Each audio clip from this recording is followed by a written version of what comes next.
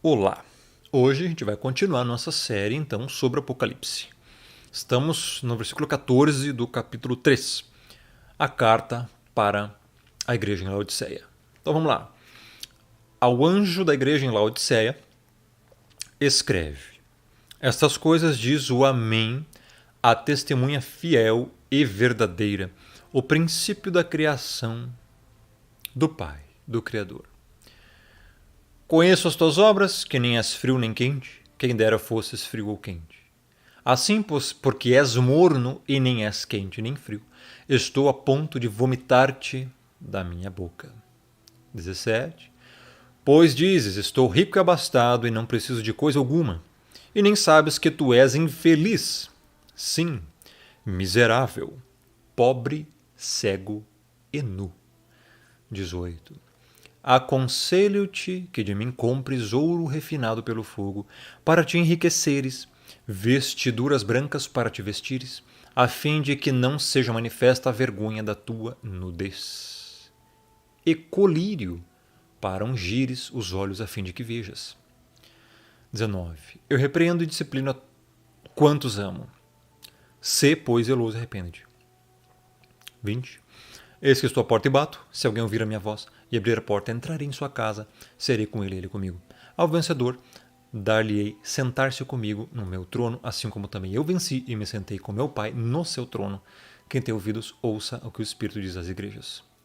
Encerra no versículo 22 e começa no 14. Então vamos lá. Eu tenho aqui o Novo Testamento original como foi escrito, a gente vai abordar esses versículos. Vamos lá então. João está recebendo a visão, o Messias está ordenando, ele escreve agora para Laodiceia, a sétima aí, igreja e tal. E ele dá outras características, essas coisas diz o Amém, a testemunha fiel e verdadeira, o princípio da criação, ali diz de Deus. Olha como é que está aqui no original, verso 14.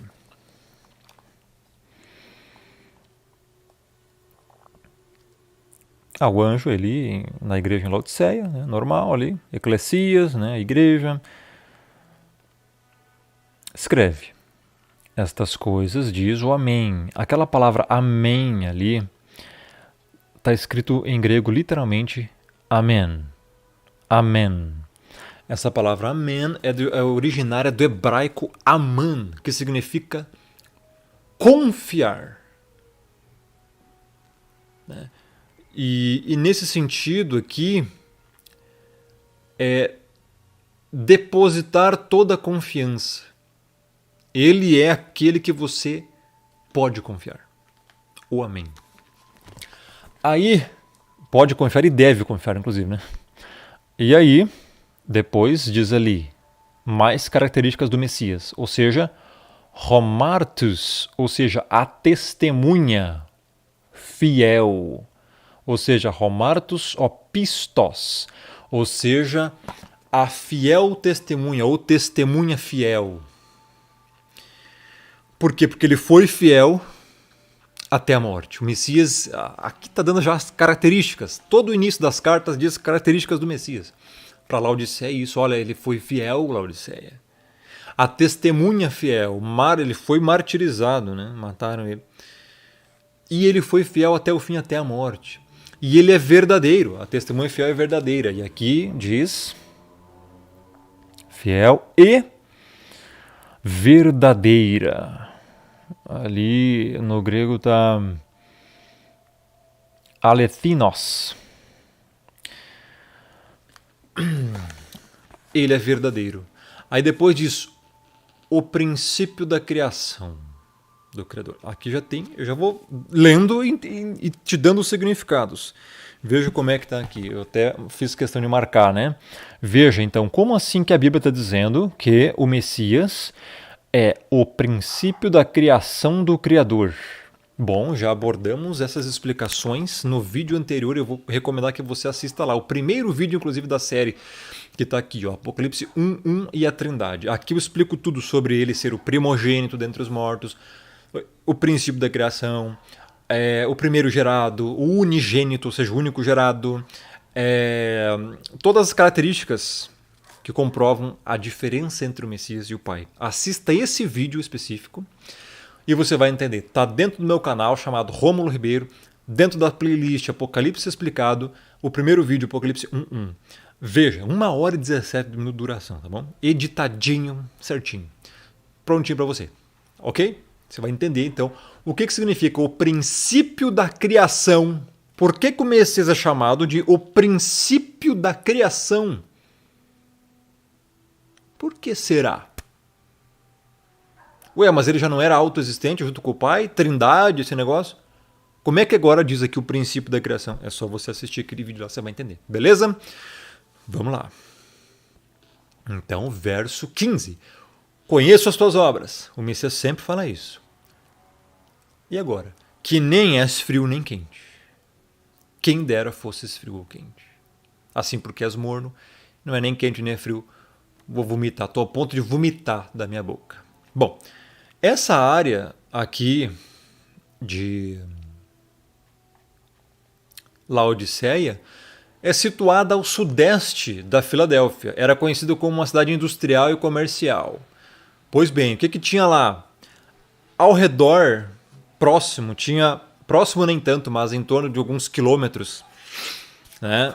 Alguns dizem entre 6 a 8 quilômetros, haviam algumas águas termais perto de Laodiceia, da cidade de Laodiceia.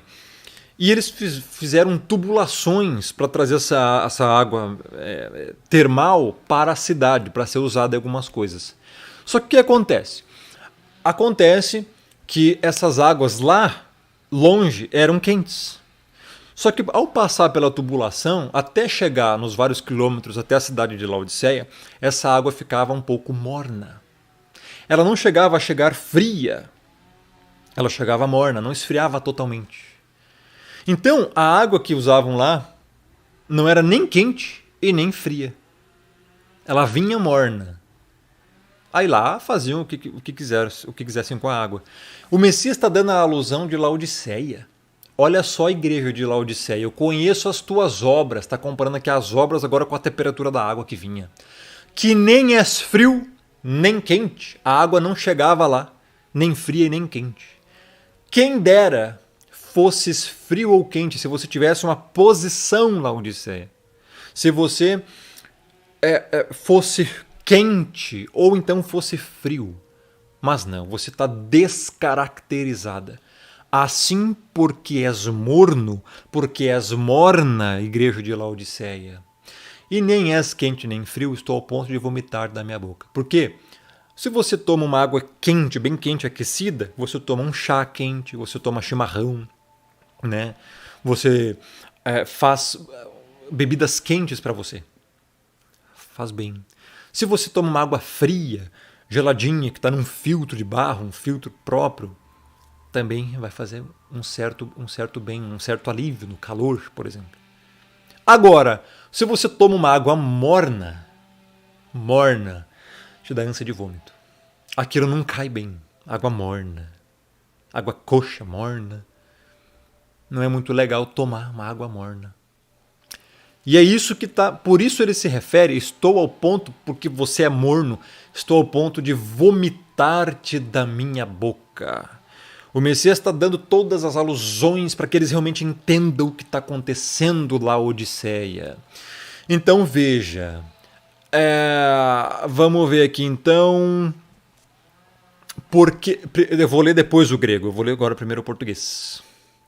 O verso 17, por que ele fala que quer vomitar essa igreja da boca? Por causa do verso 17. Por que eu vou vomitar? Pois dizes, estou rico e abastado, e não preciso de coisa alguma, e nem sabes que tu és infeliz, sim, miserável, pobre, cego e nu. Essa igreja, essas pessoas dessa localidade, achavam-se ricos,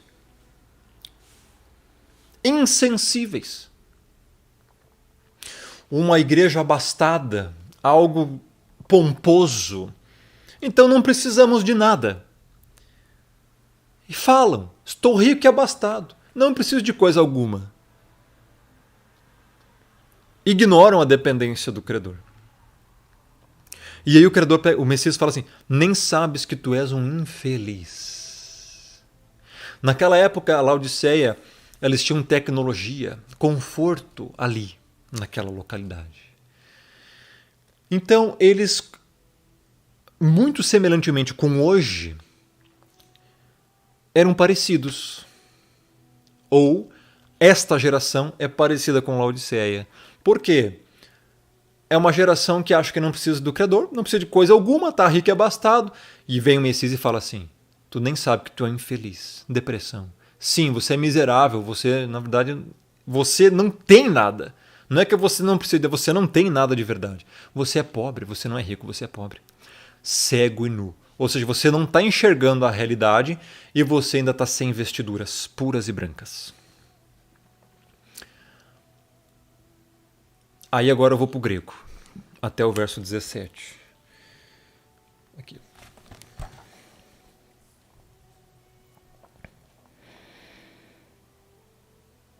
Esperar a webcam colaborar para focar nas letras, né? Aí tem que falar para ela colaborar, senão ela não colabora. Então, o grego. Conheço as tuas obras, verso 15. Ou seja, obras ali, erga, que significa tudo que a pessoa faz, né? Que nem és frio e nem quente. Olha só. Não tem característica. Quem dera fosses frio ou quente. Assim porque és morno, né? Morno, essa palavra aí, está escrito aí, chlieros. Chlieros. É morno. E nem quente nem frio. Vou te vomitar da minha boca. A palavra vomitar aí é emessei, vomitar. Porque dizes ali, né, leges, sou rico. Essa palavra rico, inclusive,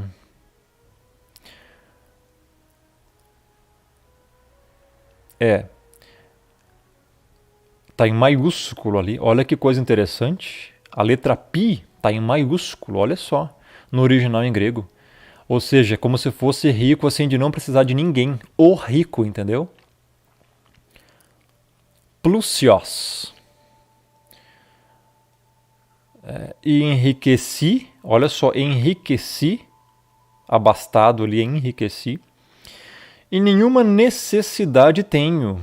E não sabes que tu és um infeliz, miserável, pobre, cego e nu. Então, para você ver a alusão aos nossos dias, estamos bem assim. Essa geração está bem assim. Aí o Messias vem e fala, olha, tem coisa errada aí, tem coisa errada aí. Aconselho-te que de mim compres ouro refinado pelo fogo, para te enriqueceres. Para você realmente ser rico, você tem que comprar de mim, o Messias, ouro refinado pelo fogo. Esse ouro aqui é uma alusão à fé. Está faltando fé para essa igreja. Vestiduras brancas para te vestires, ou seja, obras de justiça. Vocês não têm justiça, está faltando justiça. Você vai ter que voltar a praticar justiça para te vestir. Vestiduras brancas. Pureza. Vestiduras brancas é pureza, justiça. Está faltando isso. Tá prostituição só esse mundo. A fim de que não seja manifesta a vergonha da tua nudez. Você está nu. Você está descoberto, você está sem proteção. Você não está vivendo o evangelho. E colírio para ungires os olhos. Ou seja, para você voltar a ver, tem que ter a luz da palavra, a luz do Espírito, a fim de que vejas. São essas os significados.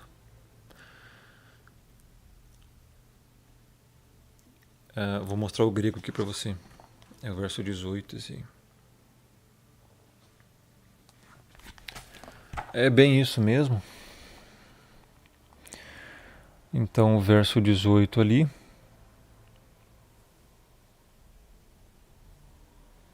Se a webcam colaborar, aí pronto, tem que falar para colaborar, senão ela não colabora. Verso 18. Aconselho a ti comprar de mim ouro refinado por fogo, para que te enriqueças, e vestes brancas para que te vistas, e não seja manifesta. Vamos virar aqui.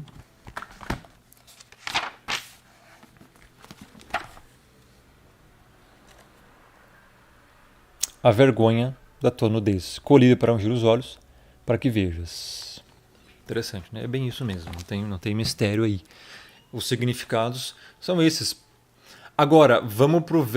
Eita, cliquei aqui sem querer numa referência. Foi lá para Coríntios. Espera um pouquinho, vamos voltar lá para Apocalipse. Apocalipse 3. Já estamos aqui no final. O verso 19 agora vai dizer o porquê de tudo isso. O porquê das repreensões às igrejas. É por causa disso aqui, ó. Eu repreendo e disciplino a quantos amo. Se, pois, zeloso e arrepende. Ou seja, seja zeloso e arrependa-se. Veja, o motivo pelo que o Messias está falando tudo isso, olha, você é infeliz, você é miserável, pobre, cego, nu, tenho contra ti que tolera Jezabel, tenho contra ti que tolera as falsas doutrinas lá de Balaão, tenho contra ti que tá acontecendo essas coisas, que você está frio, que você está morno, que você, etc. As outras igrejas lá, né? Que a gente leu nos vídeos passados, explicou. Sempre tem ali uma coisinha, né? Uma e outra só que não tem. Então ele fala, olha, por que eu estou falando isso aí que eu tenho contra ti? Não é pro teu mal, não. Não é para te xingar, não. Não é porque é ódio, nada disso. Eu repreendo e disciplino a quantos amo. Olha só, a prova que você ama seu filho é que você vai corrigir ele. A prova que você está, às vezes, falando de algum jeito com alguma pessoa é pro bem dela. Porque você está disciplinando-a. Você está fazendo ela se aperfeiçoar, corrigindo. Quantas vezes a sua professora na escola, quando você estudava, ela não já te corrigiu? Não, você está errado aqui, fulano, você escreveu errado aqui. Opa, uma correção. Entendeu? Errar é humano. Agora, permanecer no erro é tolice. Então, por isso que ele vem e fala, verso 19. Eu repreendo. É uma repreensão, advertência, admoestação, exortação e disciplina. Ele está ensinando você. Está mostrando para você o erro. Não tem como você aprender algo se não mostrar onde você está errando. Então, às vezes, as pessoas pegam, né, e taxam as outras de, sei lá, julgadoras. Calma, a pessoa às vezes está só tentando aí te ensinar alguma coisa. Te mostrar, te disciplinar. Muitos vídeos que eu tenho aqui no meu canal, por exemplo, eu posso até abrir aqui, ó, inclusive inscreva-se no meu canal, Rômulo Ribeiro no YouTube, aí. Já ative o sininho de notificações, compartilha, deixa o like, aproveita, porque ainda tem mais vídeo na nossa série. Mas, por exemplo, aqui, ó, eu tenho muitos vídeos aqui, várias playlists, né? Principalmente essa aqui do estilo Sigma, que eu falo bastante exortações, comportamentos das pessoas, né? E muitos outros vídeos aqui que eu tenho. Ou seja, tem muito conteúdo aqui e as pessoas entendem errado. É para disciplinar. É para você se autocorrigir. É para você se autoaperfeiçoar. Assim como eu fiz esse short aqui, 2 shorts, o autoaperfeiçoamento e a lâmina forjada. Assista esses 2 shorts para você compreender o que eu estou falando aí. Se a gente não receber correções e aplicar essa correção na nossa vida, a gente sempre vai ser uma tranqueira. A gente vai ser uma jossa nesse mundo. A gente não vai prestar para nada. Concorda? Por que você acha que o Messias vem aqui e fala, eu repreendo e disciplino quem amo? Por quê? Porque está errado viver uma vida errada. Por isso ele vem, repreende e disciplina, para você corrigir esses erros. E ele fala, seja então, como é que se corrige? Seja zeloso e se arrependa. Tenha zelo pela palavra, por obediência aos mandamentos. Zelo. Sabe o que é zelo? Zelo é você ler aquele texto lá. Opa, então não pode fazer isso. Tá, então não vou fazer. Por quê? Porque o Criador que me ama mandou eu não fazer e é pro meu bem. Ah, aqui, ou seja, é para fazer isso aqui então, é para obedecer ele e guardar os mandamentos. Tá, então eu vou fazer isso. Por quê? Porque isso aqui é pro meu bem. Se eu obedecer, ele vai me amar, eu vou amar ele, eu vou ter uma vida melhor, uma vida em paz. Zelo. Opa, peraí, aquilo ali é uma heresia. A Bíblia diz que isso está errado e a Bíblia diz que é assim, ó, a doutrina. Então eu vou acreditar no que a Escritura diz e não no seu achismo. Zelo pela palavra. Compreendeu? Isso é ter zelo. É você não se deixar também, zelo pela palavra, é não se deixar também se levar por vaidades exacerbadas, por comportamentos imorais. Né? E eu abordo muito isso na minha playlist sobre o estilo Sigma. Aqui, né? Principalmente o comportamento delas. Porque, infelizmente, ainda tem muita mulher crente que estão com extremas falhas nessa questão. Porque a Bíblia diz claramente como a mulher deve se vestir, se comportar, se portar, o que pode e o que não pode usar, como deve usar, está tudo ali. Provérbios 31 vai dizer da mulher virtuosa, como que ela é, como que ela age. Ela é inteligente, ela se veste bem, ela só faz o bem para o homem, não faz o mal nem um dia da sua vida. Mulher virtuosa, tem virtudes internas. Quem a achará? O seu valor excede muito a das finas joias, de rubis. Não é à toa que quem escreveu Provérbios, um dos livros mais sábios da Bíblia inteira, se não o mais sábio, faz essa pergunta: quem a achará? O seu valor excede muito o de finas joias. Por que você acha que tem essa pergunta aqui, ó, em Provérbios 31, 10 em diante? Mulher virtuosa, quem a achará? Por que essa pergunta? Porque é raro. Quem vai achar uma mulher virtuosa? É raro. Existe? Existe, mas é raro. Por quê? Ainda mais hoje. E detalhe, essa pergunta foi feita há milênios atrás. Você imagina hoje, que é a geração mais corrompida de todas as eras. Todos os séculos, milênios. Se naquela época já tinha um valor de finas joias, imagina hoje. É você ganhar na Mega Sena mais alta. Por quê? Porque a maioria, inclusive ditas crentes, ou até mesmo crentes, infelizmente estão se deixando levar para muita coisa mundana. E estão se acostumando a ver todo mundo vestido assim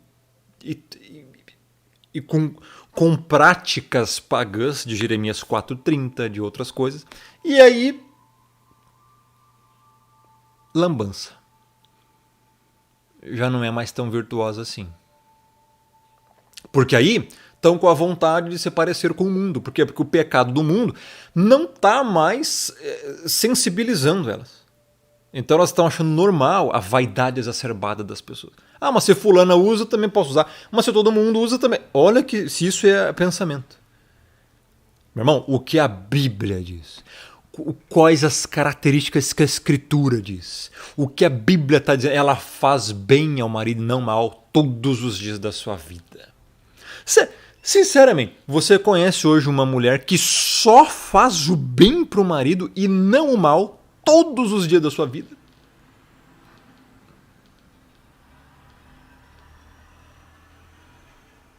Estou falando de bem mesmo.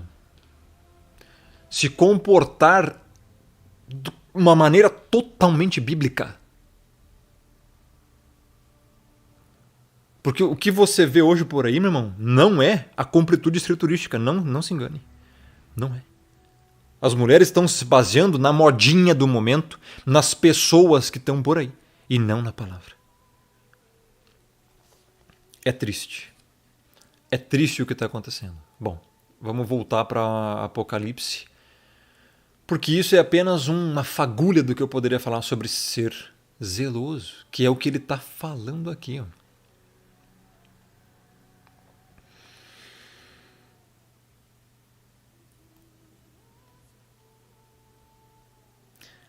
Parece que ele está falando isso aqui até para mulheres. Nudez, a vergonha da tua nudez. É infeliz, miserável, pobre, segue nu. Cabe bem certinho, inclusive. Aí ele fala, olha, eu repreendo, isso é repreensão, disciplina, porque eu ainda amo você, igreja de Laodiceia. Ainda amo você. O problema é que as pessoas não compreendem que isso é amor. Não, para amar tem que tolerar tudo. Não, daí não é amor. É negligência. É a pessoa deixar a outra se lascar em pecado. Não, se a pessoa está errada, o Messias vem e corrige, isso é prova de amor. Se a mulher está errada, o homem vem e corrige, isso é prova de amor. Se o homem está errado, a mulher vem e explica, isso é prova de amor. Agora as pessoas parecem que estão num mundinho de mimimi, que não pode nada falar nada para ninguém. E por isso você está vendo o colapso total e destruição total da sociedade e da família das pessoas. Até individualmente. Seja zeloso. Arrependa-se. Arrependimento é mudança de comportamento, metanoia. Você vai mudar teu pensamento, caráter, conduta, pensamentos, ações, palavras, atitudes. Isso é prova que você ainda está ali no Evangelho. Onde não há arrependimento, não é Evangelho. 20. Eis que estou à porta e bato. Se alguém ouvir a minha voz e abrir a porta, entrarei em sua casa, serei com ele e ele comigo. Aí esse versículo aqui, muitos já colocaram diversas interpretações, né, nele, mas ele não é nada tão complicado assim. Aqui tem uma referência em Lucas 22, 29 e 30 e João 14, 23. Jantarei com ele, ele comigo. Alguns veem nessa passagem uma alusão à ceia do Senhor. Mas, na verdade, essa porta aqui pode ser a porta do próprio coração, porque o Messias está, sim, falando nesse momento com a igreja. Falou naquele momento por essa carta e está batendo na porta. Se alguém ouvir a minha voz e abrir a porta, entrarei em sua casa, serei com ele, ele comigo. Ou seja, se você acatar essas repreensões, veja, ele fala isso logo depois de repreender e disciplinar. Se você acatar em si a disciplina, se você ceder e deixar, não, é verdade que eu errei, então você vai se corrigir, ele está batendo nessa porta, então você vai ouvir, olha só, a voz. Esse ouvir a voz é você atender a exortação do Messias, aceitar a correção. Então você vai abrir a porta do coração, ele vai entrar na sua casa, vai entrar na sua vida. Você então vai cear com ele e ele com você. É a prova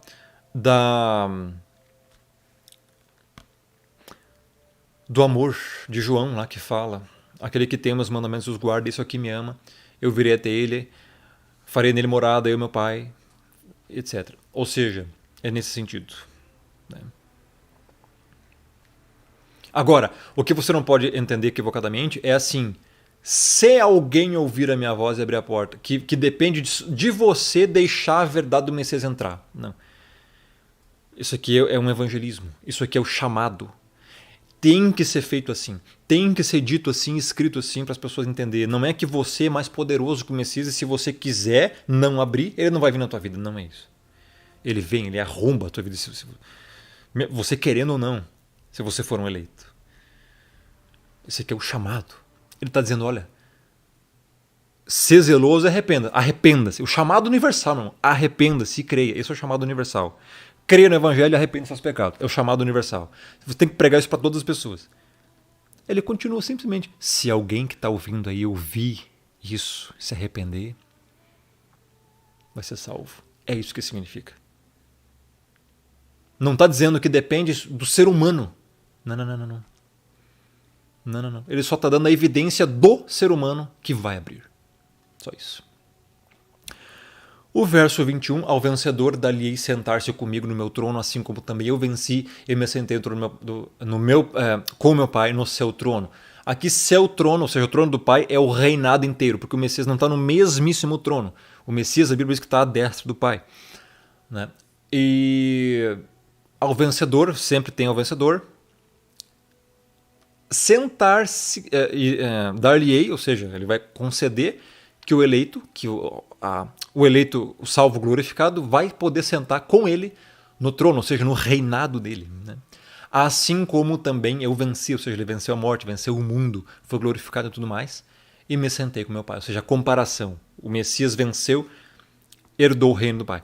A igreja, o eleito vai vencer, por causa do Messias, vai ser concedido. Isso aqui tudo por herança, isso é herança. Ninguém alcança a salvação ela é herdada. Tá? Quem tem ouvidos, ouça o que o Espírito diz às igrejas. Só para encerrar aqui agora, para mostrar para você no grego como é que tá.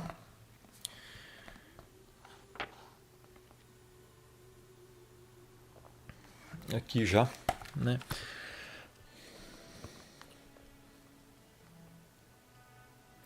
A vergonha da nudez, colírio para ungir os olhos, para que vejas, repreendo e disciplino os que eu amo, seja zeloso, arrependa-se. Olhe lá, eis estou parado junto à porta e bato. Se alguém ouvir a minha voz, abrir a porta, entrarei para junto dele e cearei com ele e ele comigo. O vencedor darei, né, sentar-se comigo no meu trono, como também eu venci, sentei-me no trono do meu Pai. O que tem ouvido, ouça. Bom, as cartas do Apocalipse são essas. Depois, próximos vídeos, capítulo 4, novas visões, capítulo 5, novas visões, e depois do capítulo 6 em diante, bastante coisa aí, bem pesada, tá bom? Inscreva-se no canal, ative o sininho, compartilhe, assista a playlist completa, né? Vai estar aqui. E meu Telegram, Rômulo Ribeiro, vai para lá. Facebook, Rômulo Marasquim, vai para lá. Instagram, Rômulo Ribeiro. E lives na Twitch, Rômulo Ribeiro TV, vai para lá também. É isso, grande abraço. Até a próxima.